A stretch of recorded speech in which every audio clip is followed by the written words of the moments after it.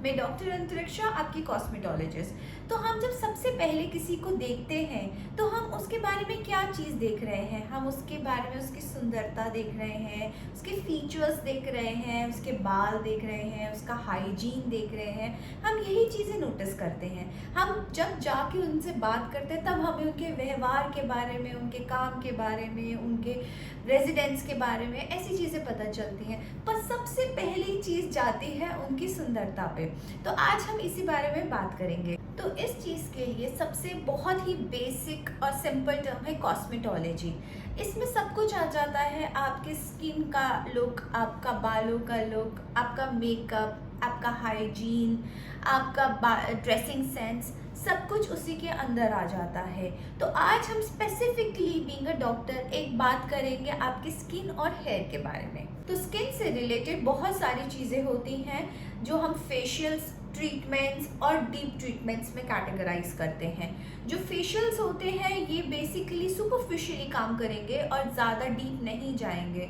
जो थोड़ा सा ट्रीटमेंट में होता है वो किसी स्पेसिफिक कॉज के लिए होता है, और डीपर प्रोसीजर्स जो होते हैं वो स्ट्रक्चरल चेंजेस के लिए होते हैं। जब भी आप क्लिनिक में एक प्रोसीजर करवाते हैं तो आपको रिजल्ट्स हमेशा परमानेंट मिलते हैं। ये फेशियल्स उस तरीके के फेशियल्स नहीं हैं जो आप सैलून्स में कराते हैं।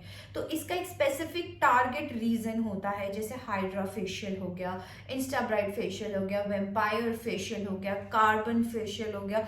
ये कुछ स्पेसिफिक फेशियल्स हैं, ऐसे बहुत सारे 15-20 फेशियल्स होते हैं अलग अलग तरीके के लिए, अलग अलग रीजन की वजह से। अगर हम डीपर ट्रीटमेंट्स की बात करते हैं उसमें हम पील्स ले आते हैं, जैसे एक्ने का ट्रीटमेंट हो गया, बैक का ट्रीटमेंट हो गया, आपका लेज़र हेयर रिडक्शन का ट्रीटमेंट हो गया, आपका कोई भी तरीके का टैटू रिमूवल है या ऐसे कोई प्रोसीजर है तो उसमें आ जाता है। और अगर हम बात करते हैं स्ट्रक्चरल चेंजेस की तो उसमें आ जाता है थ्रेड्स, हाइफू, आप फिलर्स एंड बोटॉक्स। अब बात करते हैं हेयर ट्रीटमेंट्स की। हेयर दो तरीके से हमें तकलीफ देता है, या तो हमारे को डैंड्रफ है या हमारे को हेयर फॉल है। तो अगर हेयर फॉल का कंसर्न है तो बहुत सारे ट्रीटमेंट्स हैं। पीआरपी करवा सकते हैं आप मीजोथेरेपी करा सकते हैं, स्टेम सेल थेरेपी करा सकते हैं, आप photon light, LED light therapy करा सकते हैं, या फिर आप हेयर ट्रांसप्लांट करवा सकते हैं। और यदि हम बात करते हैं आपके डैंड्रफ की, तो डैंड्रफ के लिए अलग ट्रीटमेंट्स होते हैं, अदर मेडिकेशंस होते हैं। मेरे बहुत से सीनियर्स, जूनियर्स सब पूछ चुके हैं मुझसे कि ये कॉस्मेटोलॉजिस्ट बनते कैसे हैं। तो बहुत सिंपल है, you have to apply for a certification for cosmetology, और फिर उसके बाद आप स्किन के डॉक्टर्स के साथ बैठिए, लेजर्स, पील्स, प्रोसीजर्स पे परफॉर्म करिए, स्किल सीखिए, और तभी आप कॉस्मेटोलॉजिस्ट बन सकते हैं। मेरे पास 10 साल का एक्सपीरियंस है इसके लिए।